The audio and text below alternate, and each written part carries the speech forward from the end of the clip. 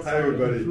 So I'm going to be talking a bit about nullifiers and about the kind of problems we've been having at Proof of Passport and that other similar projects are having, and just the general design space of nullifiers for proof of identity applications. So as Mohammed said just before, basically one of the core problems of blockchain for a long time is that it's been really disconnected from the rest of the world, and so it's been really complicated to integrate DeFi and traditional finance, right? And now we got all of those attestations that exist off-chain in the real world, like passports, emails that are signed, like Aadhaar, which is the identity system in India. We've got a bunch of other ones that even not a lot of people have worked on, but that have a really huge potential, like the new European ID card standard that's the same everywhere, that allows ID cards to do signatures. You have even signatures from credit cards. You have signatures basically all over the web and all over even real life in real physical objects, just secure enclaves of iPhones and secure elements of Android phones that can sign data.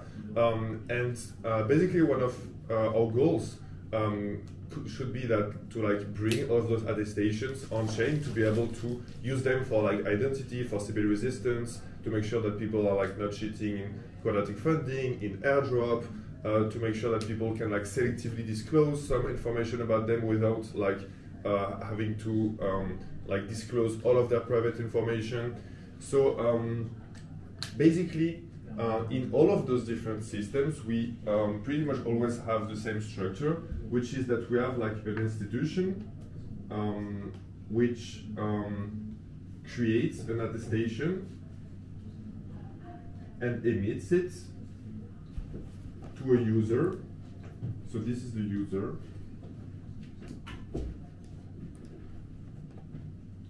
And the institution will send the attestation to the user.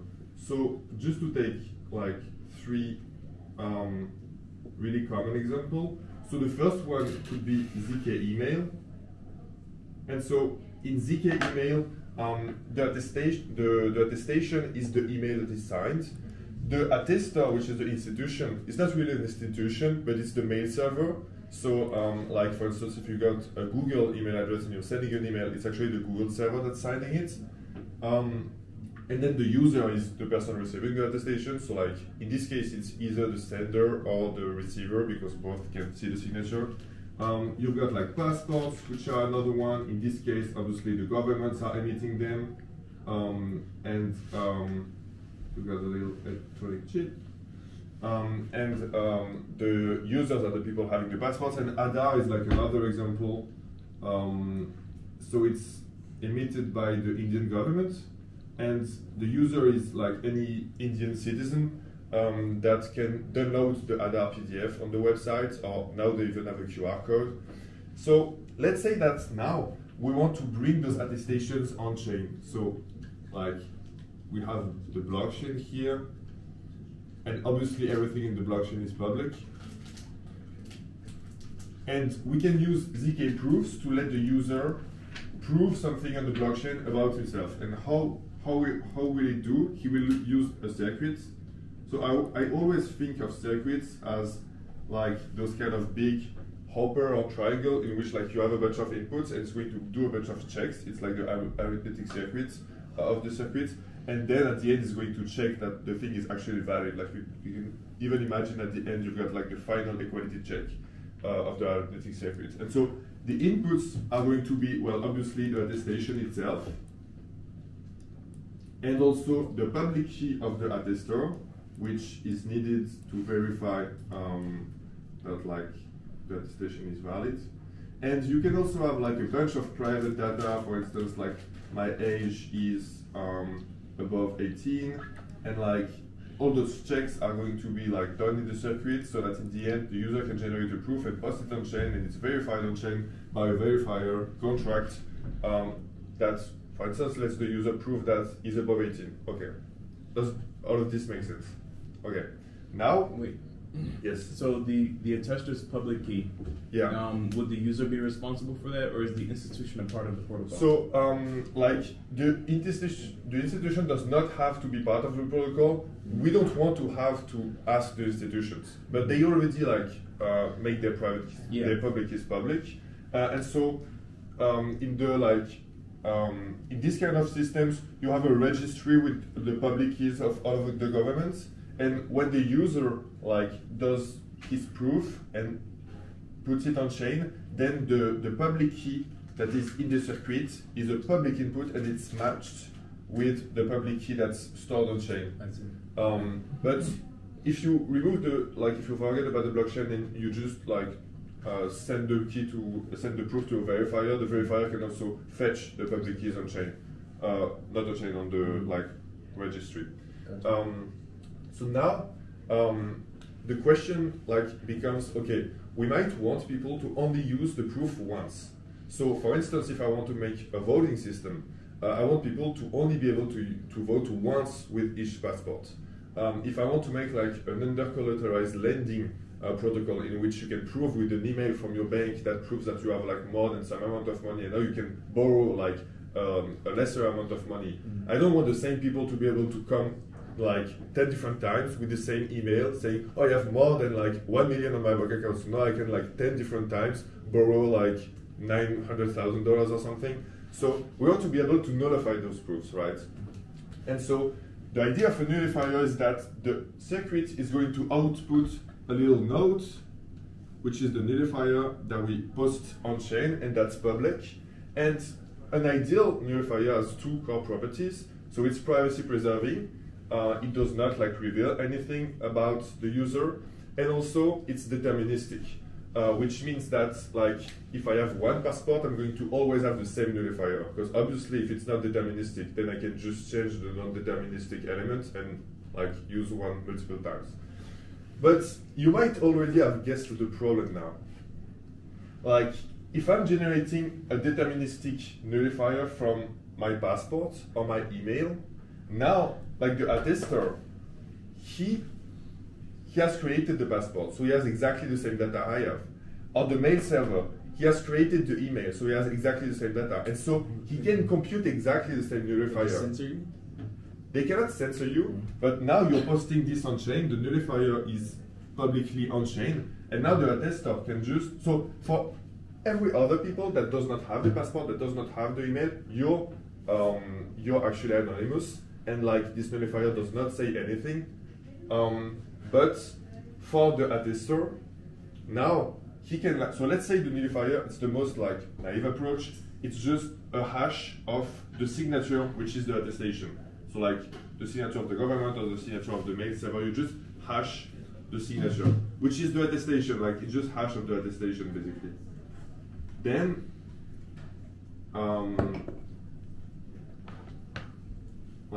this is privacy preserving for anybody that does not have the attestation, but to the attester, this is not privacy preserving anymore. So this might look fine for some instances in which you don't care if the government can de-anonymize you if you're doing some specific thing with someone.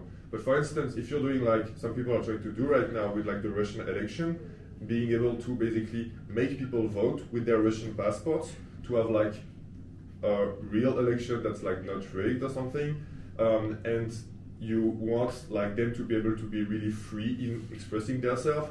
This is very important, because if the Russian government sees your nullifiers on chain, and then they have a database with all of the signatures of the passport, and they can see if you voted in the alternative Russian election, okay, people are going to be knocking on your doors. It's not a good idea, you know. Yeah, I'm Russian myself, and this won't work because you trust the government, and government can issue fake passports. Yeah, so this is another problem of those kind of things. I mean, they could, because you trust the government. They do. Exactly. In Venezuela, they do.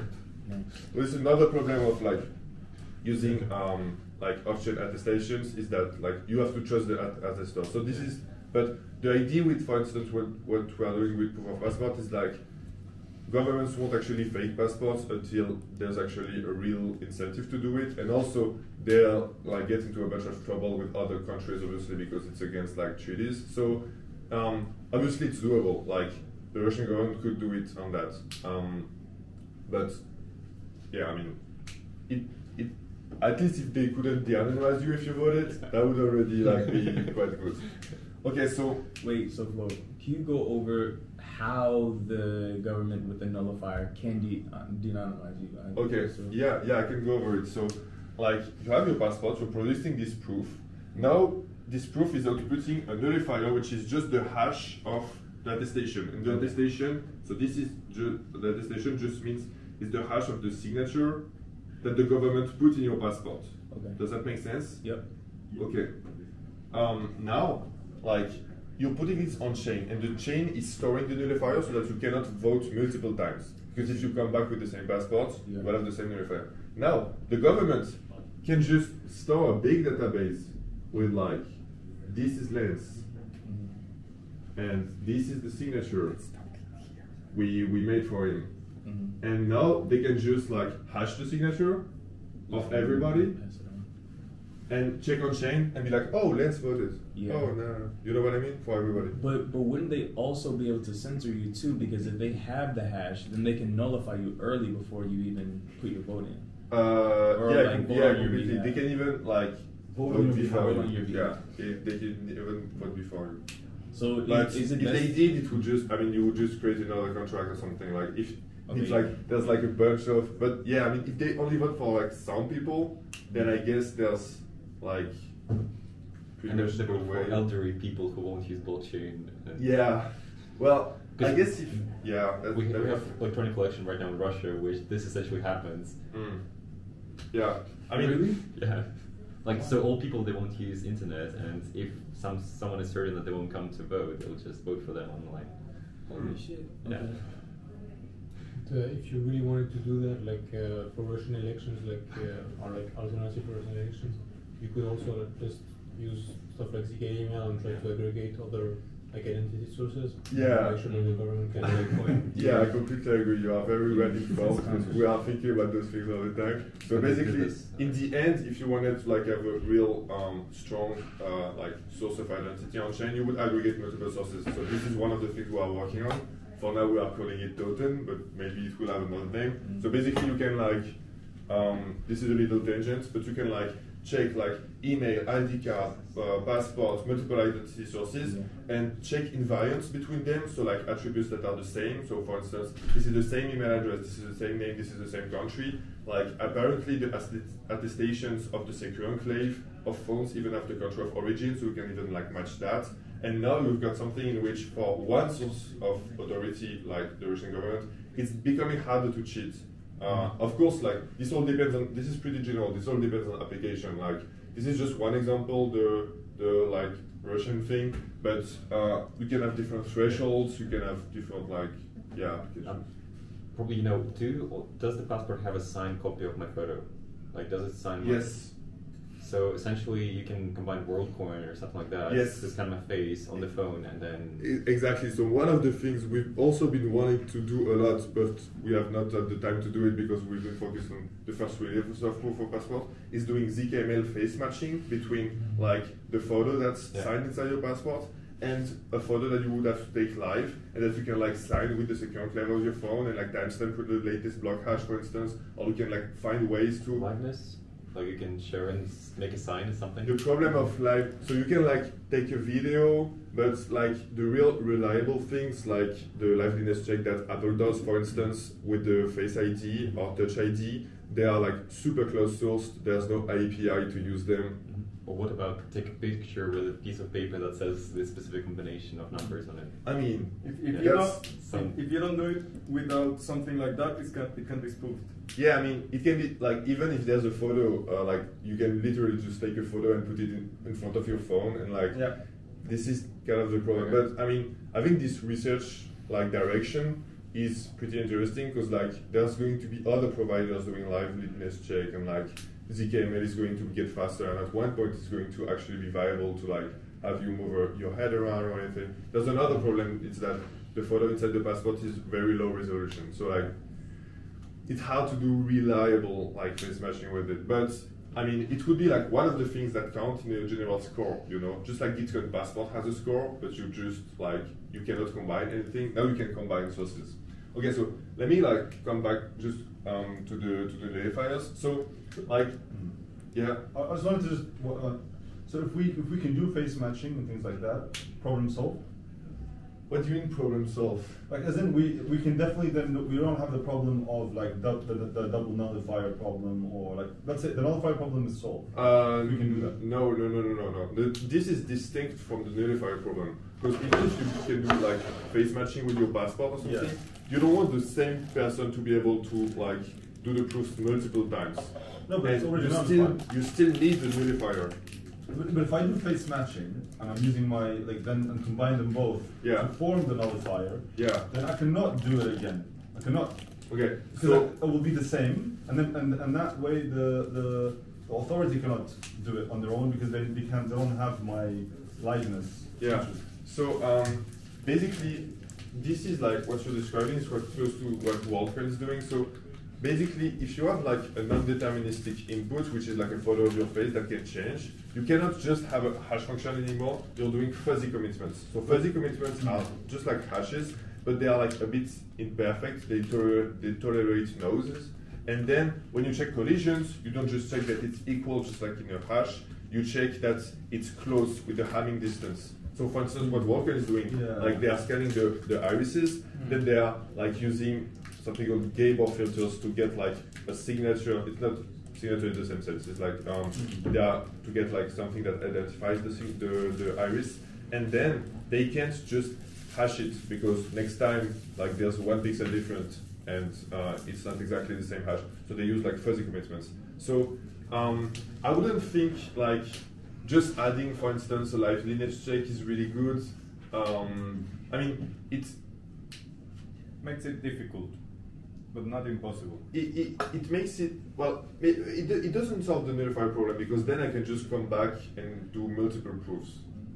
So like, oh yeah, no, you're right. Like, if it's not fuzzy, if it's just a boolean, like where you can get like a this is live. But if it's not fuzzy, you cannot have like a photo as an input of the thing. No, you can't, because it's never going to be exactly the same. As in, like, the liveness check is like it's a bunch of things. Like it could be like you're blinking, whatever, and then at the end of the day, we just say yes or no, and then that constitutes part of the. Like, we don't have to include the hash. Yeah, you're right. If it changes one bit, the whole hash changes, and then you can do multiple nullifiers, right? Yeah. But if there was a way to somehow like standardize it such that you always come back to, but I don't know if that works either. I don't know if it, but it should solve the Russian election problem. There's a way to solve it. Okay, please carry Stop on. the elections. Yeah. So like basically so let's just like I'm going to basically like explain a few different like approaches we've been thinking about with like proof passport people and ZK people and like Enrico Bottazzi from PSC and like Jen Majaya from PSC to like basically get like this nullifier to be like privacy preserving from the government's perspective, so that like you don't dox yourself to the government, but to actually still work. So like the first kind of naive approach is just like hashing the attestation. As you can see, like it's not really good because then the government like can de-anonymize you. The second approach would be to just use a trusted server. So this works well if you've got like a specific application that's like going to happen like once, like a vote, in which you trust a server, like some organization is doing it. That's different from all of that. Like neither the government or any like it's an organization doing that. And if you actually trust that server, then you can do like nullifier generation by basically having like the user extracting the attestation, for instance, their passport. Then they send. Let me put the server here. So this is the trusted server. So they send their attestation to the server. The server signs it with a private key that's inside, and it's supposed not to leak it. And then it also has the list of nullifiers on chain that's already been nullified. And then if So the nullifier is just the signature that the server does to the attestation. So, okay, this is becoming a bit of a complex drawing.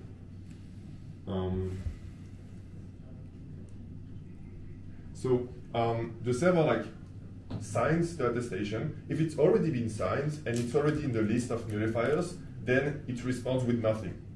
It's like, oh, it's already been nullified, you cannot like use it anymore. But if it works, it responds with the nullifier that the user or even the server could post it on chain in the list.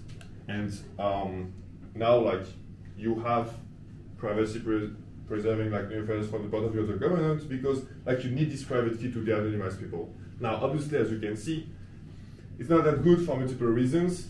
First, the server like can leak the private key to the government, and then like the government can de-anonymize anyone. Another like thing that's kind of sad is that there's a liveliness assumption on the server, which is that if the server disappears, you cannot you cannot generate nullifiers anymore, so you cannot know who voted and who did not vote. So you basically have to stop like the election or the system. And another thing that's not very good is that the server learns the attestation. So to the server, everyone is doxed, everyone is de-anonymized. Okay. Wait, so if everyone is doxed anyways, why not use something like a hyperchain on zk-sync or something, so that it has that liveness guarantee? So everyone is doxed from the point of view of the server, but not from the point of view of everybody. Like, even if this system, it's still privacy preserving for like a random person coming, but the server can know everything. Like you have to send your attestation to the server. Yeah. But that information is only on the server. It's not public.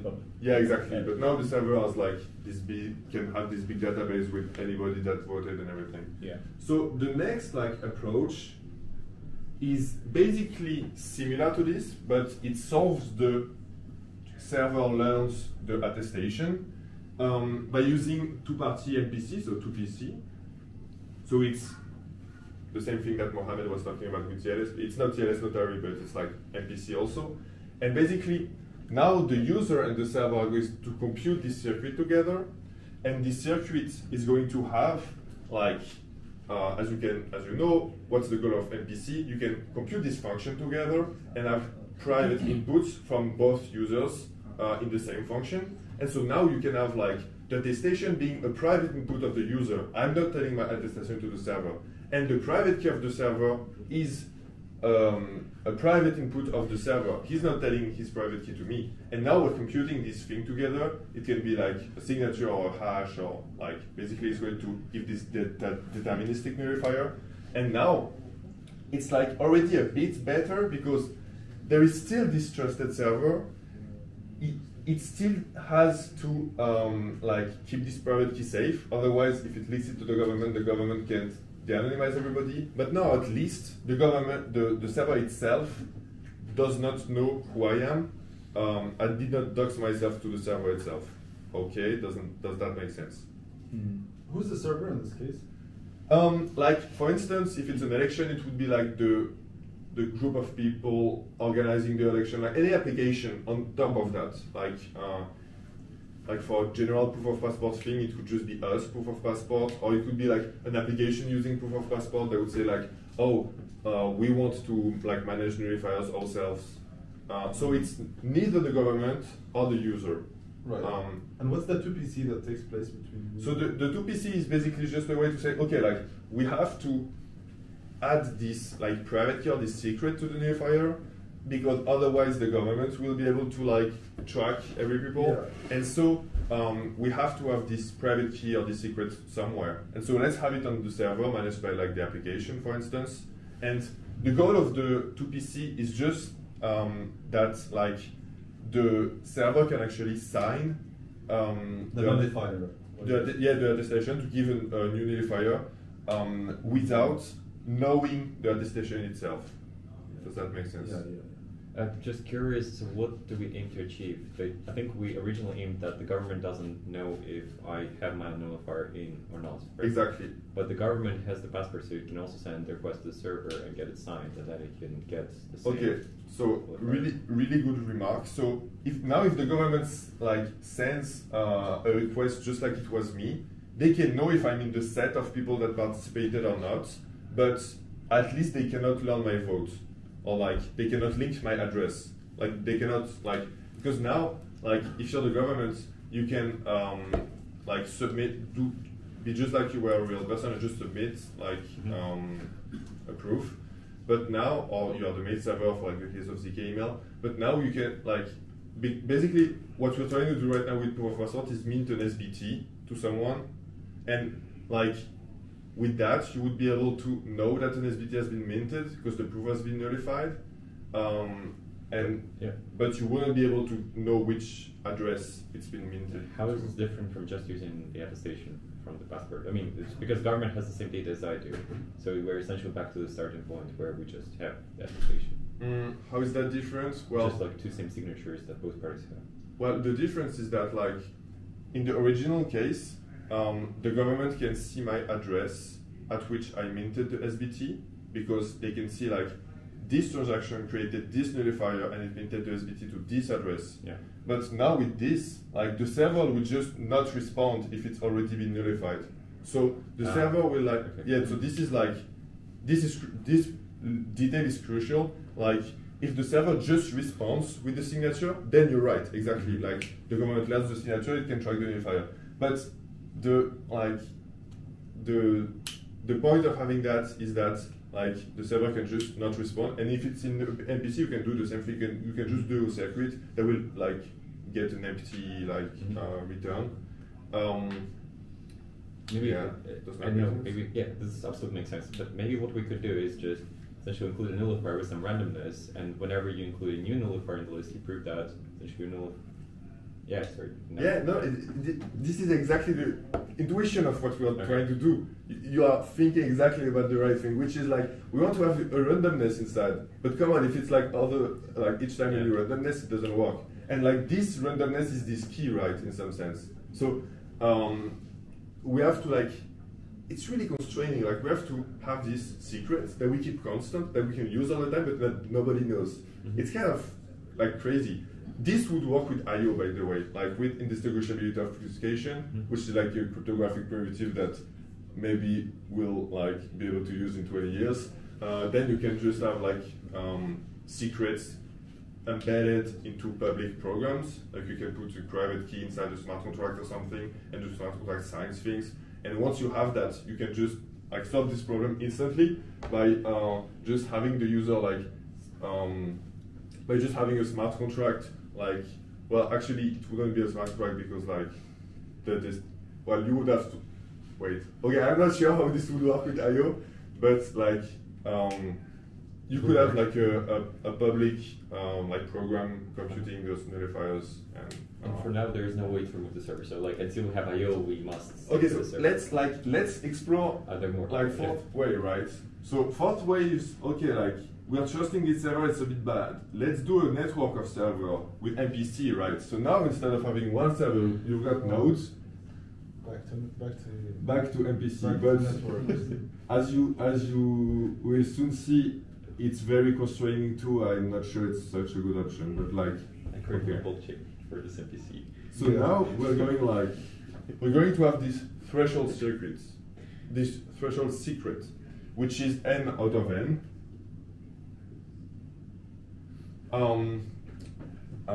Actually, we often write it n out of n. And so, like now, instead of just having a server, you've got like all of those nodes that have a share of these circuits, of these secrets, not circuits.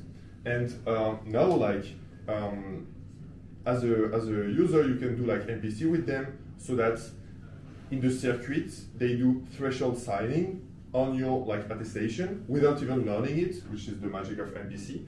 And now you've got like this thing that's deterministic, that's outputted, that's like the nullifier, and none of the like none of the nodes have learned your attestation, the government cannot de-anonymize you, but now you might see like the constraints are pretty strong because first we've got like the overhead of MPC and the fact that people shouldn't leave like the MPC during the time that it's being done. But then the other problem is that like basically like let's say M and N are like 3 and 5, let's say. Well, you cannot easily make the nodes rotate because they cannot like delete a secret they had. I mean, they can, but you could always like assume that they keep it. And so now if you want to like add a new node, you have to like have a new secret, but like if you want, so you can pretty much add new ones, but now you want like some of them to leave because they just don't want to be part of the setup anymore. They still have the secrets.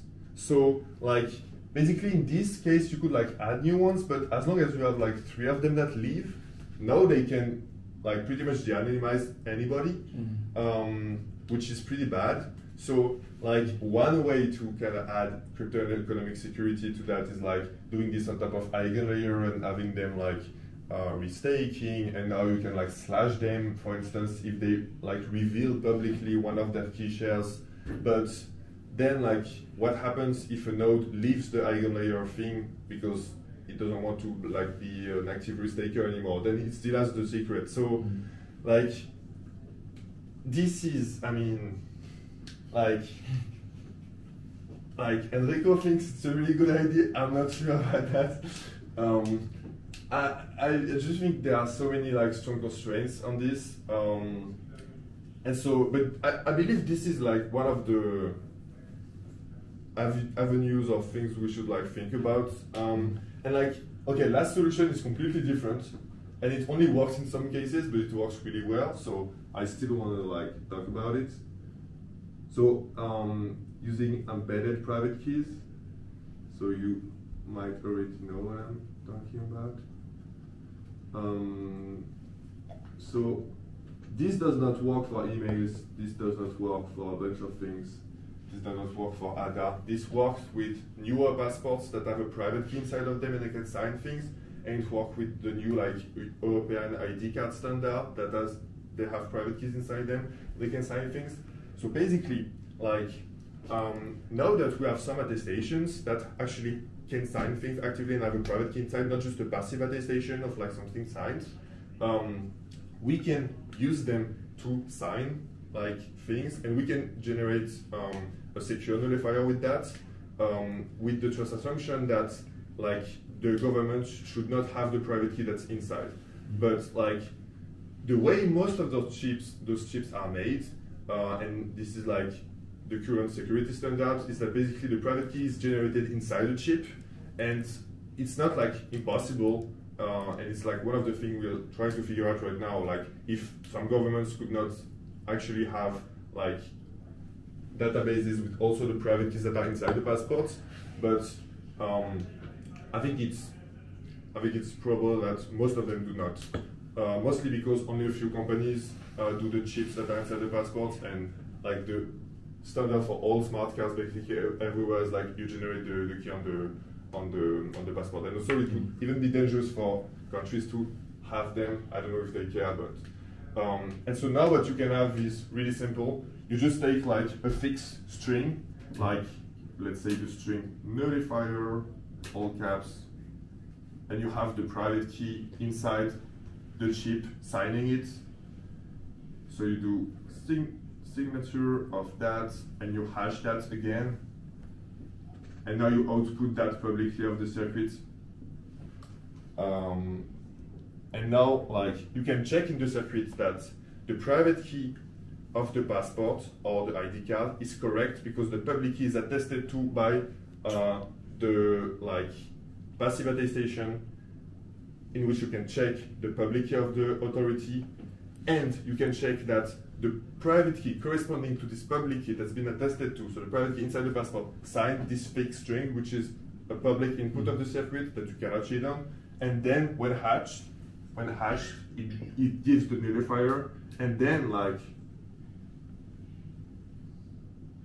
and then this nullifier, I mean, it's really good because if you did not hash it, by the way, if you forget this part and you just output the signature.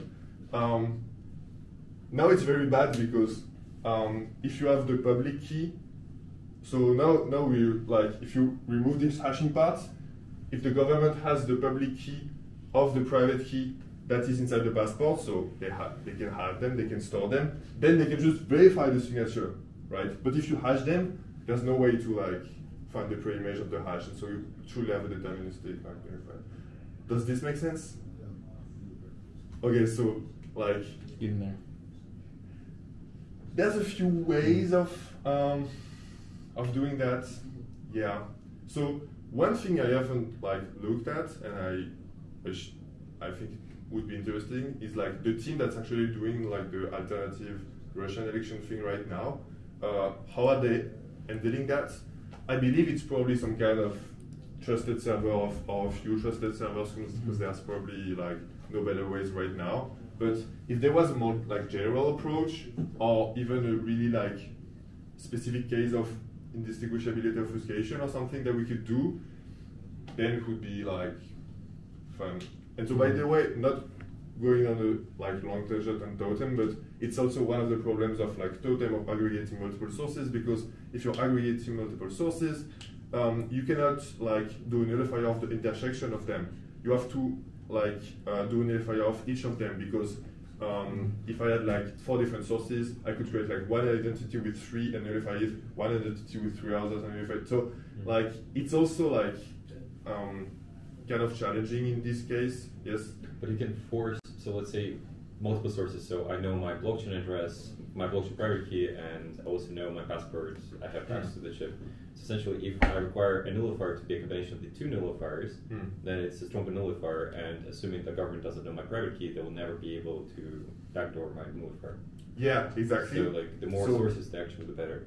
Yeah, but this doesn't work, because now if you've got so it's really good in the sense that now one authority cannot like trace you, but now if I just like have, let's say, 4 sources, okay, I just create another identity with only 3 sources, the same ones, and now I get another nullifier. But you can like force that all 4 sources are always used and they are consistent. Yeah, so if you force like a set of things, then yes, it's always going to be the same and it works. But the idea is that like, so this could work really well if there was like 2 specific sources, for instance, and we are sure that everybody that's going to participate has the 2, like for instance, a passport and like a passport in some country that always has like those passports with private keys or that like electronic passports and a blockchain address. Then it like would. Yeah. I'm thinking like, let's say address has my world's coin ID, so essentially it already scans my face. It cannot create another address with that. But then I also have a password that I also cannot create, so I can only have one pair of world coin ID and password. Yeah. If we check the images. So essentially this trace this nullifier that cannot be recorded by the government because they don't know my private key. Yeah, and now we solved all this, we don't need to. It's really good. But now you have to have every people participating in that have both sources. Yeah, but that's the price, I guess.